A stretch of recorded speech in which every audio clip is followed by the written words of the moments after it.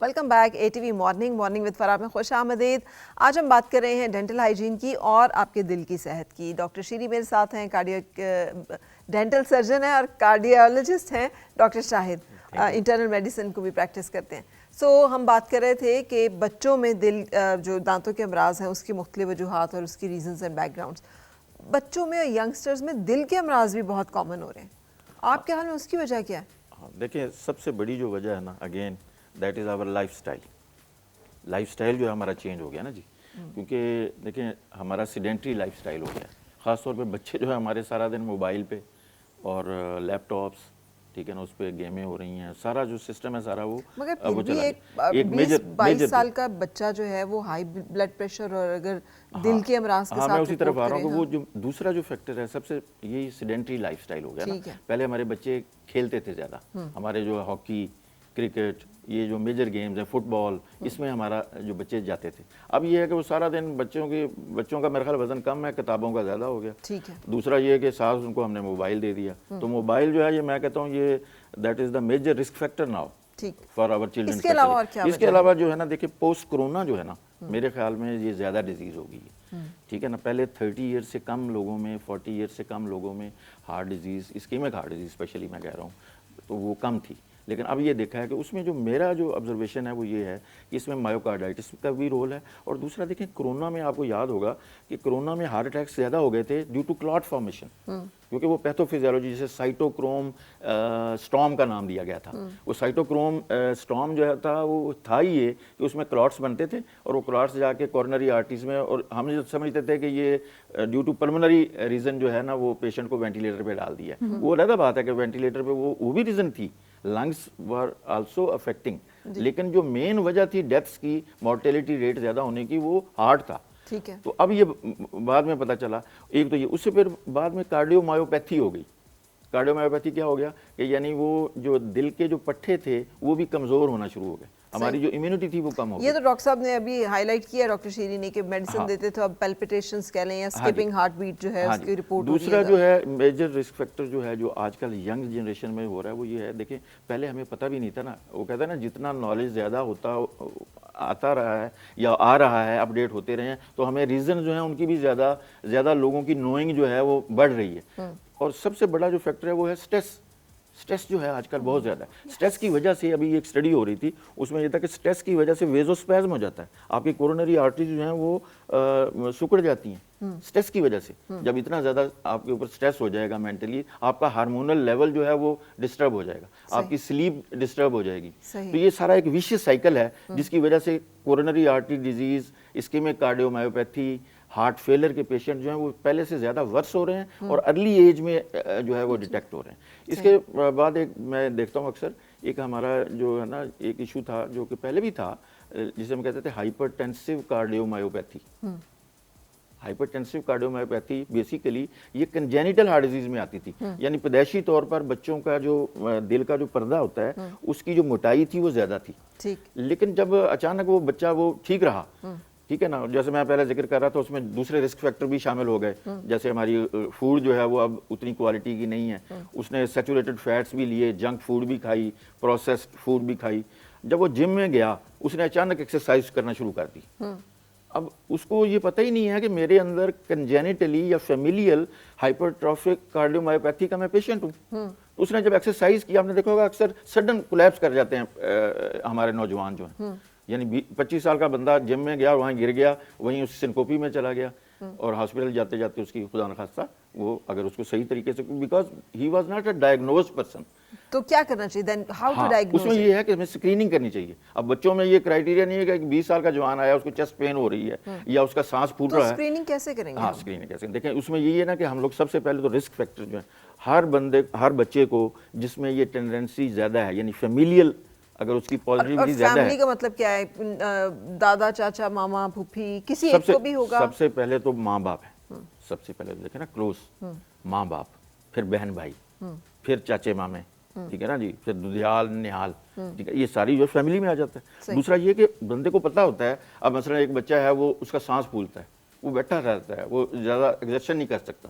تو اس کا مطلب یہ ہوا کہ اس کو کوئی پرابلم ہے. اس ایسے بچے کی ہمیں فوراً جا کے کارڈیالوجسٹ سے یا میڈیکل اسپیشلسٹ سے جا کے چیک کروانا چاہیے. بلڈ ٹیسٹ تو ہمیں پتہ نہیں ہوتا کہ بلڈ ٹیسٹ کیا ہے, خدا نہ نہیں, خاصہ کولیسٹرول لپڈ پروفائل کرا لیں نا اس کی, نمبر 1. نمبر 2 پھر اس کی ای سی جی کرا لیں. بلڈ گروپ نہیں پتا ہوتا ڈاکٹر صاحب, ہم اس معاشرے میں رہتے ہیں کہ ہمیں بلڈ گروپ ٹائپ نہیں اپنا پتا ہوتا. اچھا, ایک ایشو یہ بھی آتا ہے کہ ہارٹ پیشنٹس ہوتے ہیں ان کی ٹانگوں میں کریمپس بہت پڑتے ہیں, آپ کے خیال میں اس کی کیا وجوہات ہوتی ہیں؟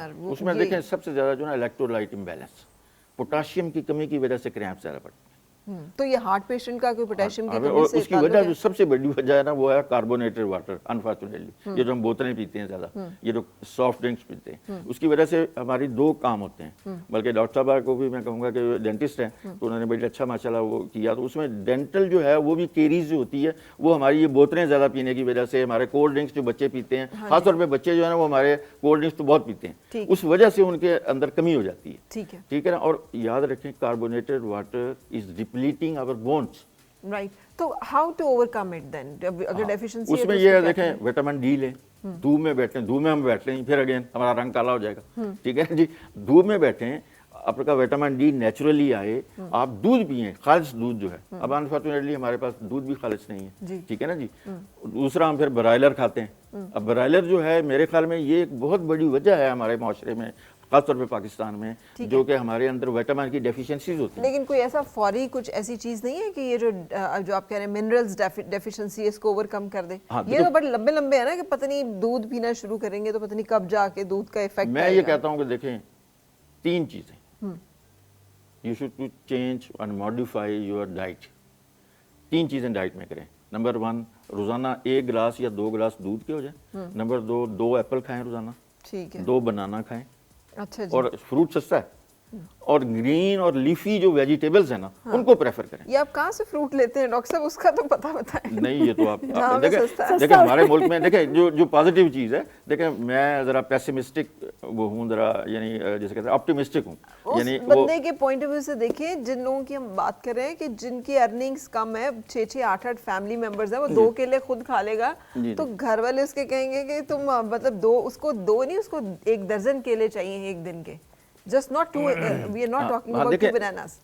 So اگر اس کو روزانہ کا جو ہے وہ 250 300 یا سمجھ لیں 200 روپیہ بھی کلو پہ لگ رہا ہے تو وہ اس کا ایک ایکسٹرا وہ بہت ہے. دیکھیں میری بات سنیں, بات یہ ہے کہ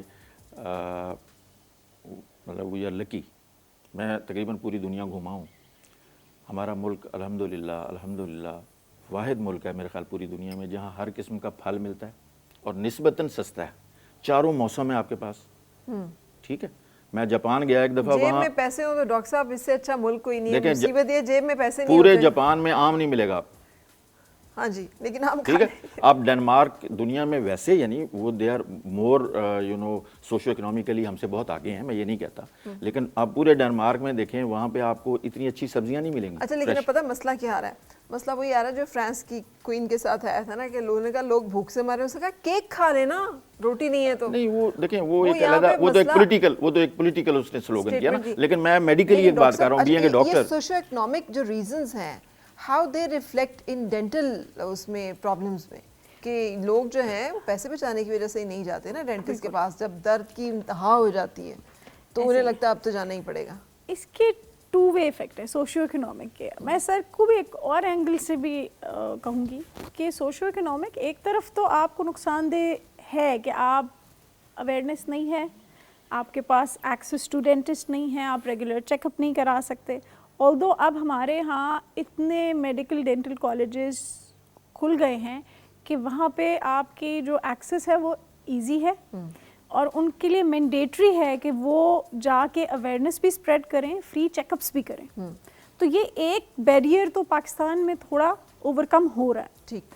دوسرا سوشو اکنامک سے ریلیٹڈ جو ہے نا, اگر ہم پراپر طریقے سے اپنے پیسے خرچ کریں, ایک میں غریب کی بھی بات کروں, وہ اپنے بچے کو پیکٹ والا فوڈ ضرور لے کے جائے گا, کہے گا یہ تو کھا لیں. وہ اپنے بچے کو کوئی کاربونیٹڈ یا وہ چیز بھی دے دے گا. ہوٹل بھی کھانا کھلانے لے جائیں گے, وہ وہاں بھی لے جائے گا. اگر وہ یہی ذرا چینج کر کے تھوڑا ہیلدی کی طرف لے جائے, جو اس کو اویئرنیس سے ہی مل جائے شاید. تو یہ ہمارا بھی ڈیفینیٹلی ہمارے پہ ذمہ داری ہے. ٹھیک ہے. ہم اسٹوڈنٹس ढेर निकाल रहे हैं. कितनी यूनिवर्सिटीज़ हैं पाकिस्तान में, हमारे ऊपर ये जिम्मेदारी है कि हम रेगुलरली करें. We are doing part of it and I think we should improve it. क्या नई इंटरवेंशंस आई हैं डेंटिस्ट्री में कि जिसने आपके ख्याल में चेंज कर दिया है, और हमें पता होना चाहिए उनके बारे में कि हमारे बहुत सारे मसाइल जो अब ईजी हो गए हैं उनका हल? अच्छा, डेंटिस्ट्री में लेटेस्ट जो चीज़ें आ गई हैं उसमें यह है कि अब किसी के दांत नहीं हैं तो पता नहीं चलेगा किसके दांत नहीं हैं. अच्छा, बट जितनी मर्जी हम तरक्की कर लें, वो मैं सिर्फ तरक्की की देखने के तरफ होंगे या कोई हाथी के दांत खाने के Exactly. और दिखाने के हम और? जितनी मर्जी तरक्की कर लें, जितनी मर्जी आगे पहुंच जाएं, जो नेचुरल है उसको compete नहीं कर सकते. बट ये डेफिनेटली एक बहुत बड़ा एडवांटेज है. पहले ये होता था कि रिप्लेसमेंट में वो बिल्कुल ही कुछ नहीं खा सकते थे, रिप्लेसमेंट ज़ख्मी कर देती थी मुंह को. अब हमारे पास कम से कम ऐसी रिप्लेसमेंट है, अगर आइडियल नेचुरल टूथ को नहीं मीट कर रही बट इतनी कर रही हैं कि वो जो ना खाने की वजह से ओल्ड एज में प्रॉब्लम्स आ जाते, चाहे वो कमज़ोरी है, चाहे वो जो आप कहा ये मिनरल्स की कमी है या उसकी कमी है, दवाइयाँ 100% नहीं कवर तो कर सकती. आप ये रिकमेंड करती हैं कि बुजुर्ग जैसे हो जाते हैं, कुछ दांत गिर जाते हैं, कुछ दांत होते हैं, उनमें इन्फेक्शन होती है, वो दे शुड ऑप्ट फॉर ये डेंचर्स वगैरह, इन सारी चीज़ों पे चले जाएं? इनको एक तो ये है कि अर्ली ऑन जब कोई चीज़ ख़राब हो उसी वक्त रिपेयर करें. That is the cheapest way to deal with dentistry. ठीक है. दूसरा, आप अगर एक्सपेंसिव क्लिनिक नहीं अफोर्ड कर सकते, आप टीचिंग हॉस्पिटल्स में चले जाएं. वहाँ पे कम से कम आपकी अर्ली ऑन ट्रीटमेंट हो जाएगी. फिर अवेयरनेस रिलेटेड ये पता होना चाहिए जी औजार सही से हुए हैं कि नहीं हुए. टीचिंग हॉस्पिटल्स में यूजुअली ये एक PMDC की तरफ से या गवर्नमेंट की तरफ से इन्फोर्स चीज़ होती है, उनको करनी पड़ती है. तो वो ये मसला नहीं होगा कि हेपेटाइटिस लेके आ गए, ये लेके आ गए, कोई कुछ और. इसका बहुत डर है. फोबिया डेंटिस्ट्री का ज़्यादा है then the money itself. Right. तो वो हमारे मुल्क में काफ़ी हद तक कवर्ड है. हम अभी भी, मैं आपको बताऊं, मेरे साथ के क्लास फेलोज अगर वही प्रैक्टिस कर रहे हैं अमेरिका में, इंग्लैंड में, कनाडा में, they are charging a lot. अच्छा, डेंचर्स जो हैं उसके बारे में कुछ गाइडलाइंस? अच्छा, मैं डेंचर पे आती हूँ. डेंचर में अब एडिशनल हमारे पास लेटेस्ट ऐसे मटेरियल्स आ गए हैं कि कुशनिंग इफेक्ट भी आ गया. अच्छा. वो पहले बिल्कुल ख़राब हो जाते थे, अल्सर्स हो जाते थे, पेशेंट्स को बहुत ज़्यादा देर लगती थी to adjust to a new lifestyle. उनको ज़ीरो से खाना तो सीखना पड़ता है. अब यह है कि उसमें कुशनिंग इफेक्ट वाली चीज़ें आ गई हैं. They can go back and fourth to the dentist and you know get adjusted to the denture. तो ये बहुत सारी चीज़ें आ गई हैं. फिर हमारे पास डेंचर इम्प्लांट सपोर्टेड आ गए हैं. फॉर एग्जांपल, आपका पूरा माउथ में तो इम्प्लांट और फुल दांत इंडिविजुअल नहीं लग सकते, बट आपके कम से कम इधर की बोन स्ट्रॉन्ग होगी, इधर की थोड़ी सी होगी, थोड़ी सी इधर की. हम 3 इम्प्लांट अंदर लगा के, जैसे टिच बटन होता है ना, आई एम बहुत बेसिक उसमें समझा रही हूँ, तो वो आपका डेंचर उस तरह से उसके साथ अटैच हो जाता है मैग्नेटिक फोर्सेस के थ्रू. सही. तो उसकी अब जोर जो है वो बोन में भी डिस्ट्रीब्यूट हो गया. गम के ऊपर सारा जोर नहीं पड़ रहा. लेकिन इसके लिए जो बोन की स्ट्रेंथ चाहिए, हमारे यहाँ कितने % वो बोन स्ट्रेंथ होती है? क्योंकि हम तो ऑस्टियोपोरोसिस भी डॉक्टर साहब अभी जिक्र करके आते हैं, विटामिन D डेफिशिएंट भी हैं, तो ये मसले ये मसले हैं. मगर एट द सेम टाइम अगर ये 2-3 चीज़ें नहीं हैं, patient should be aware of this. Patient कहता है, डेंटिस्ट को बताता नहीं है मेडिकल हिस्ट्री. अगर उसको कभी रेडिएशन हुई है तो वो एलिजिबल नहीं है फॉर इम्प्लांट, या एक्सट्रैक्शन भी करेगा इमीडिएटली या कुछ अरसा गैप नहीं होगा, तो उसकी वहाँ पे अगर एक्सट्रैक्शन हो जाती है तो वो पूरा उसका जॉ ख़राब हो जाएगा. उसको ऑस्टियो रेडियो नेक्रोसिस कहते हैं. अगर उसकी ये कैंसर रिलेटेड पेशेंट्स का है, तो अगर किसी कैंसर है तो कैंसर की ट्रीटमेंट से पहले डेंटल ट्रीटमेंट कराएं. उसके बाद आपको कैंसर से ज़्यादा ना खाना तंग कर देगा. ठीक है. दूसरी बात जो इसमें हमारे पास डेंटल एस्पेक्ट से है वो ये है कि जो एडिटिव्स दिए जाते हैं, जो मेडिसिन दी जाती है, बिसफॉस्फेनेट, सर आप एग्री करेंगे, बिसफॉस्फेनेट अगर कोई बोन की स्ट्रेंथ के लिए खा रहा है, वो इतना उसका साइड इफ़ेक्ट है कि वो फिर डेंटल ट्रीटमेंट की एक्सट्रैक्शन वगैरह कराएगा ना उस टाइम में, तो उसका भी वही इफेक्ट होगा जो किसी ने कैंसर ट्रीटमेंट के बाद एक्सट्रैक्शन की तो हुआ. तो वो क्यों फिर इस तरह की मेडिसिन रेकमेंड की जाती है? ये लैग है ना. देखिए, मेडिसिन वाले दिए जाएंगे, वो हमारे पास आएंगे, पेशेंट बताएगा नहीं, 10 दफ़ा पूछेंगे कि जी आप तो बता रहे हैं आपके हड्डियों के मसले हैं, जोड़ों के मसले हैं, तो आपको हो सकता है ये डॉक्टर ने दी हो, बट वो नहीं बताएंगे. सही. ये जो कनेक्शन है ना हमारे सिस्टम में, ये नहीं है बिटवीन ऑल द स्पेशलिटीज. यहाँ पेशेंट समझता है ये तो दांतों का, हमें क्या ज़रूरत है बताने की, ऐसे ही लंबा टाइम لگ جائے گا. تو یہ کچھ چیزیں یہ ادھر آپ نے آج پوچھا, اس لیے میں یہ بتا رہی ہوں کہ پیشنٹ کو as whole everyone should know کہ اپنی ہسٹری کمپلیٹ دیں. کوئی چھوٹی دوائی بھی کھا رہے ہیں, ڈو ٹیل دیم, ورنہ آپ کے دانت ایکسٹریکشن کے بعد آپ کی ہڈی بھی کام کی نہیں رہے گی. بالکل صحیح, بالکل صحیح. اچھا, اب ہم نے وائنڈ اپ کرنا ہے. ڈاکٹر صاحب, what else do you want to say about, جب ہم بات کرتے ہیں کارڈیک ہیلتھ کی, کیا چیز ہے جو کہ آپ ایک نیا سلوگن میں پڑھ رہا تھا, ٹائم از اے مائیوکارڈیم. وقت جو ہے وہ دل کے ساتھ چل رہا ہے. ماں کے پیٹ میں بچہ ہوتا ہے تو آفٹر فیو ویکس اب گائنیکالوجسٹ کے پاس ماں جاتی ہے تو کہتی ہے کہ جب مطلب کہ یہ بچہ ہے, زندہ ہے یا نہیں ہے, تو کیا ہے وہ فیٹل ہارٹ سانگ. اس وقت سے دل دھڑک رہا ہے ٹل یور لاسٹ بریتھ. تو ٹیک کیئر آف ہارٹ سب سے ضروری چیز. ٹھیک ہے. اور اس میں کیونکہ اب جو ایشوز ہمارے جو آج جو ہیں اس کی طرف میں آ رہا ہوں, اس میں جو میرا میسیج ہے وہ یہی ہے کہ دل کی صحت کے لیے یہی جو میں نے 5 وہ چیزیں میجر فیکٹرز بتائے ہیں, اور جو نئے فیکٹرز ہیں ان کو بھی ہم نے, اور خاص طور پہ ڈائبٹیز, کیونکہ ڈائبٹیز کے بعد ہی انسولین ریزسٹنس ہوگی, ڈائبٹیز کے بعد ہی سنڈروم وہ جو ہے میٹابولک سنڈروم ہوگی. Diabetes is a major risk factor nowadays. ہر تیسرے بندے کو, آپ کو شاید پتہ نہیں ہے, Pakistan is number 1 in diabetes now, اور انڈیا جو تھا وہ پہلے 2nd نمبر پہ تھا. اب وہ میرا خیال ہے کہ انڈیا نمبر 1 پہ آ گیا, پاکستان 2nd پہ. تو یہ دونوں کمپٹیشن ہو رہا ہے جناب ہمارا, ڈیو ٹو آور یعنی جو ہماری جو ڈائٹری ہیبٹس ہیں, اور جینیٹکلی بھی ہمارا ہم کاربوہائیڈریٹس بہت زیادہ لے رہے ہیں. اب جو نئی ریسرچ ہے وہ یہ ہے کہ کاربوہائیڈریٹس جو ہیں آفٹر سرٹن لمٹس دے کنورٹ انٹو گلوکوز. جگر میں جا کے اگر آپ کاربوہائیڈریٹس کیا ہے, روٹی, آٹا, یہ سارا جو ہے, یہ میدا, یہ ساری چیزیں جو ہیں یہ کیا ہیں, یہ کنورٹ ہو جاتی ہیں پھر after certain limits into the glucose. وہ شوگر ہو جاتی ہے اور بندے کو پتہ نہیں ہوتا بیچارے کو, وہ اسی طرح چل رہا ہوتا ہے ساری روٹین میں وہ. اور بلکہ اور white sugar is a poison. ٹھیک ہے, اس کی بجائے آپ نیچرل جو چیزیں ہیں اس کی طرف آئیں, یہ میرا میسیج ہے. جو نیچرل جو ہے نا, ہول گرین کھائیں آپ, ٹھیک ہے نا جی. اور اسی طرح آپ کوشش کریں کہ فروٹ, سبزیاں, ٹھیک ہے نا, ان کے اوپر زیادہ زور رکھیں بجائے اس کے کہ یہ جو پروسیسڈ فوڈ ہے, ریفائنڈ فوڈ ہے, یہ ساری کی ساری. اور کوکنگ آئل جو ہے نا, خاص طور پہ میں کہوں گا اولیو آئل اور سرسوں کا تیل.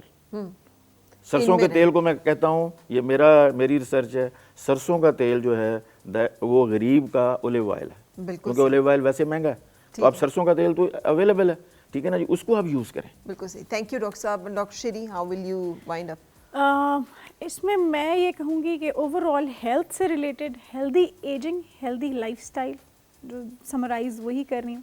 اور ہمارے جو اللہ تعالیٰ نے بیسک رولز بتائے ہیں ان میں اگر ہم رہ کے چلیں گے تو ہم اپنے سسٹم کو ڈسٹرپ نہیں کریں گے. ایک حدیث کا مفہوم ہے کہ حضور پاک صلی اللہ علیہ وسلم نے یہ کہا کہ اگر میری قوم کو مشکل نہ ہوتی تو شاید میں برشنگ اتنی بڑھا دوں, مسواک کا اس کا کہا کہ شاید وہ ہر نماز سے پہلے کم از کم وہ برش کر رہے ہوتے. تو ہم آپ دیکھیں کہ یہ ہماری سستیاں ہیں. اگر ہم صرف اپنا ریلیجن ہی فالو کر لیں صرف, تو we can resolve a lot of problems.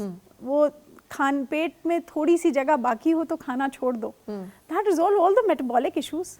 اور اگر وہ تھوڑی سی جگہ چھوڑ دے گا تو اس کو صفائی کا ٹائم بھی مل جائے گا, صفائی بھی رکھے گا, طریقے کے ٹائم پہ کھائے گا, بہت زیادہ ہر گھنٹے بعد نہیں کھائے گا تو وہ آپ کی کیریز کا سائیکل بھی نہیں جنریٹ. بالکل صحیح. سو اٹس آل, ہمیں اللہ نے ساری چیزیں ہماری کتاب میں, ہماری نالج میں سب بھیجا. ہم ڈگریز لے کے, ایڈیشنل نالج لے کے اینڈ میں وہیں پہنچ جاتے ہیں جو ہمارا طریقہ ہے. تو یہی بالکل صحیح. Thank you very much doctor Shireen, آپ کا بھی اور ڈاکٹر شاہد آپ کا بھی. اور یہاں پہ ہم رکیں گے ایک بریک کے لیے, اور بریک کے بعد آپ کی ملاقات مہمان سے. آؤ پھر سے مسکرائیں اور مل کے گنگنائیں, ہیں گمشدہ جو خوشیاں.